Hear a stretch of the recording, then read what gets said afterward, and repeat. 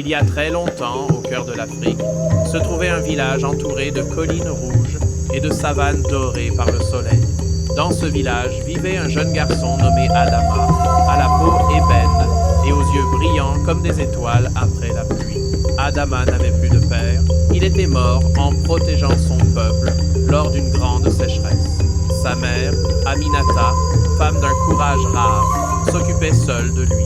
Elle travaillait au champ sous un soleil brûlant, tressait des paniers qu'elle vendait au marché, et malgré sa fatigue, elle gardait toujours ce sourire doux qui réchauffait le cœur d'Adama. Mais Aminata était malade. Son souffle devenait court, ses forces s'éteignaient peu à peu comme la flamme d'une lampe à huile. Adama, encore enfant, sentait la peur le ronger. Et si un jour, le sourire de sa mère disparaissait à jamais? Dans ce village, les anciens racontaient l'histoire d'un objet sacré, le tambour du destin.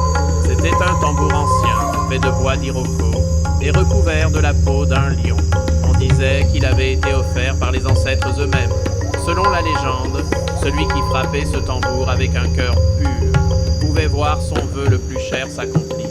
Mais jamais personne n'avait osé le toucher, car il représentait la voix du village et l'équilibre du monde.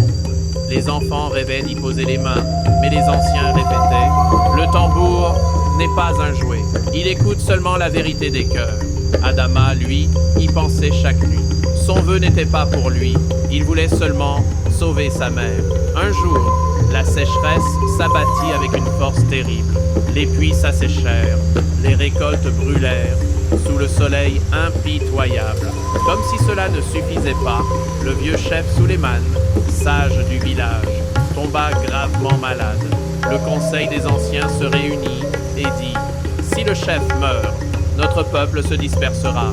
Peut-être que le tambour doit être frappé, mais qui osera ?» Le silence régna, car personne n'avait le courage de braver ce mystère ancestral. Cette nuit-là, Adama veilla auprès de sa mère, dont la respiration devenait plus faible.